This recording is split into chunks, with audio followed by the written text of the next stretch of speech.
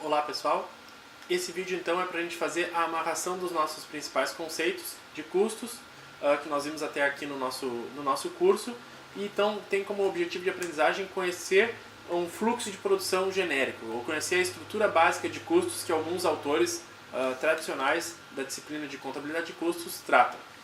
Esse diagrama que está aqui no quadro, ele tende a representar então esse esquema básico de custos. Tá? Se vocês virem especialmente o livro do professor Eliseu Martins de contabilidade de custos, esse diagrama é inaugurado por ele.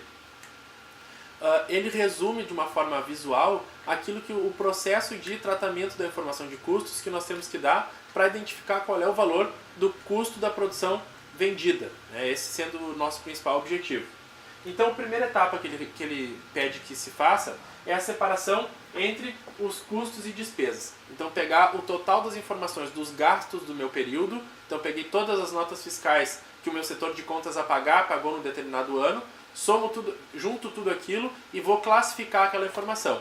Uma parte daquela informação vai ser despesas e outra parte da informação serão custos. Aquela informação que é de custos, o que vai acontecer com ela? Eu vou dar um tratamento específico separando o que são custos diretos e o que são custos indiretos. Sabendo que os custos diretos vão ser apropriados diretamente às minhas linhas de produto. Aqui eu dei um exemplo de produto A, B, mas a empresa pode ter várias linhas de produtos. Tá?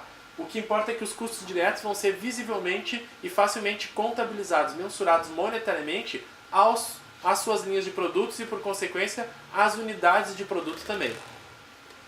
Já os custos indiretos vão precisar ser apropriados às linhas de produto por conta de uma base de rateio. Então vai se definir qual é o rateio mais apropriado para cada custo indireto que eu esteja falando, e com base nesse critério eu vou alocar ele então às linhas de produtos e depois, por consequência, às unidades. Os produtos acabados, então aquilo que foi produzido, foi considerado os custos diretos mais os indiretos e está pronto para ir para a mão do meu cliente, vai entrar num estoque, na conta específica de estoque. Aí percebam que esse PA é o estoque de produtos acabados. É desse estoque que a gente está falando, aquilo que é apto para venda. A gente sabe então que vão ter outros estoques de matérias-primas, de produtos em elaboração, mas não são eles que viabilizam a identificação do custo do produto vendido. O custo do produto vendido é só então considerando produtos que estão acabados, aptos para ir para a mão do cliente. Então, todos os meus produtos prontos, acabados, seja de tipo A, B, C, D ou E, quantos eu tenha, vão dar entrada na conta de estoque. E aquilo que for para a mão do meu cliente, aquilo que for vendido, vai ser então considerado como custo do produto vendido, o CPV. Logo, esse CPV é relativo somente àquilo que saiu dos meus estoques, tá? Então, aquilo que é só de saída dos estoques. Essas informações que a gente trata até agora, são aquelas que permitem que eu apure qual é o resultado do meu período. Então aqui é que a gente faz a relação entre a informação de custos e a informação da DRE, da demonstração do resultado do exercício. O que a gente utiliza dessas informações então para considerar qual é o resultado, lucro ou prejuízo de um determinado período? Eu vou somar quais foram as minhas receitas de vendas, e aqui, em vez de eu somar as notas fiscais do meu contas a pagar, eu vou somar as notas fiscais do contas a receber. Então eu vou dizer, olha, tudo que os meus clientes me pagaram.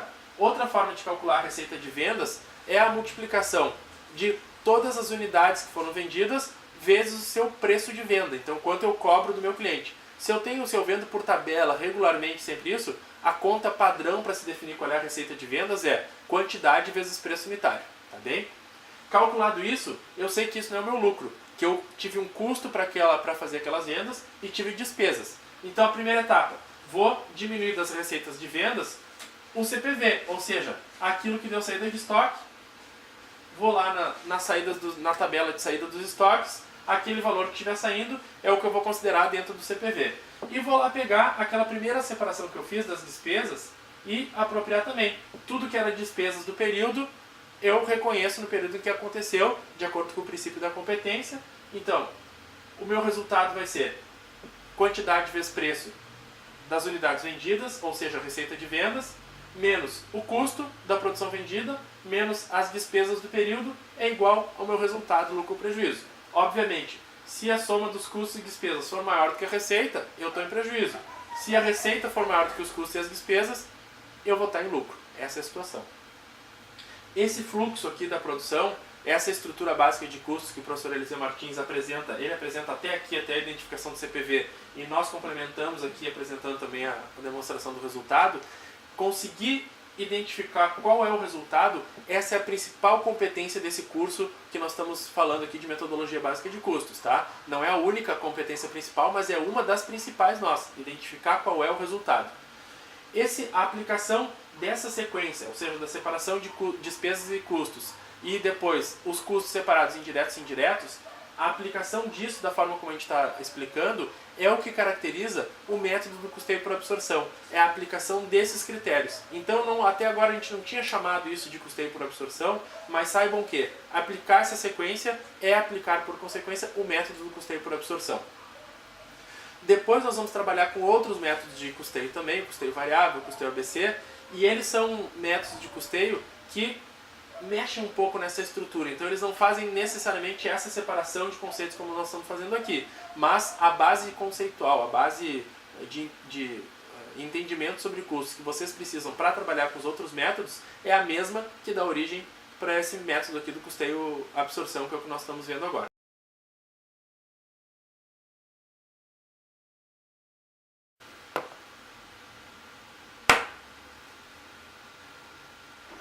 Continuando.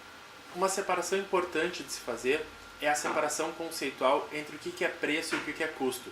Pode ser bastante óbvio para alguns, mas não é para todos, eu tenho certeza. A separação o conceito custo quer dizer o seguinte, quer dizer qual é o meu custo de produção, ou o meu custo da produção acabada, ou o custo da produção do período. Mas a gente sabe que custo representa essa informação que é proveniente da minha produção.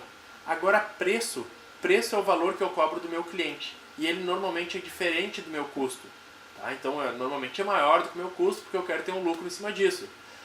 Agora eu posso dizer, qual foi o preço que o teu fornecedor te cobrou? O preço que o fornecedor comprou sobre a matéria-prima é igual ao custo daquela matéria-prima. Mas eu sempre olho na ótica da empresa que está sendo analisada, da minha empresa no caso. Então, aquele preço que eu paguei para o fornecedor, para mim é custo, não vou nem associar aquilo a preço. Preço, para mim, para minha empresa, é aquilo que eu cobro do cliente. A informação de preço de venda, sendo redundante, é aquela informação que eu uso para identificar a receita na minha DRE. E custo é a informação que eu uso para definir o custo do produto vendido dentro da minha DRE. E despesa é também um tipo de gasto, ou seja, alguma coisa que sai da minha empresa, mas que não é associada ao meu processo de produção, então vai também ser reconhecido no período em que ela ocorreu, mas ela não é nem custo, não está nem associada a custo nem a preço, ela é uma despesa, mas ela é mais parecida com custo, porque é um valor que sai da minha empresa. Okay? Outro conceito final aqui que nós temos que trabalhar, que daí vai ser mais explorado quando se falar sobre na parte de gestão dos custos, então para o método do custeio variável e para o ABC, é o conceito de ociosidade. Ociosidade é aquilo que eu tenho capacidade instalada para produzir, falando na lógica de custos, né? É aquilo que eu tenho capacidade de produzir, mas não produzo. Tenho capacidade de utilizar, mas não utilizo. Tudo aquilo que está subempregado, aqueles valores então que eu tenho potencial, mas não utilizo, são considerados como valores ou recursos ociosos no meu negócio. E a ideia é que aquele custo do que ficou ocioso não seja atribuído aos meus clientes. Então não seja atribuído ao preço dos meus produtos, não encareça ele para uma análise de definição de preço. Então eu vou dizer para vocês que eu tenho uma linha de produção que ficou ociosa quase todo mês, não funcionou 29 dos 30 dias do mês e num dia só ela funcionou. Agora eu vou pegar e vou alocar todo o valor do meu aluguel, todo o valor da depreciação das minhas máquinas, tudo aquilo, aquele único dia, as unidades que foram produzidas naquele único dia. Ou seja, aquelas unidades vão carregar todo o custo de um período inteiro, sendo que elas foram feitas, produzidas em um único dia daquele período. Isso, na lógica de precificação, é um tanto injusto, porque eu estou onerando demais aquelas unidades. E para a lógica de contabilização de custo, aquilo se torna um pouco incoerente, né? Porque, enfim, eu estou tendo unidades a valores muito grandes.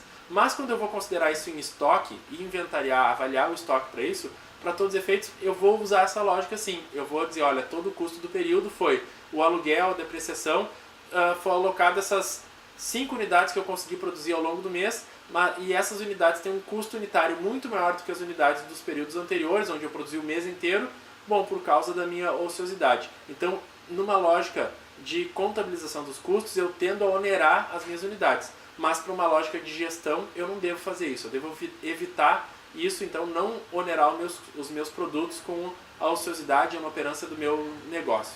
Okay? Essa separação final, então, de custo e preço e ociosidade é algo que está avulso, está um pouco fora do nosso tópico aqui, mas são esclarecimentos que eu devo fazer para que nós possamos trabalhar bem com esse fluxo de informações da contabilidade de custos. Com isso, nós encerramos os objetivos de aprendizagem do nosso 5º capítulo e podemos, então, já estamos aptos a utilizar o custeio por absorção, aplicando todos os conceitos que nós vimos até agora, nessa sequência, nesse esquema, nesse fluxo do uso da informação contábil. Muito obrigado por ter assistido até aqui e até a próxima.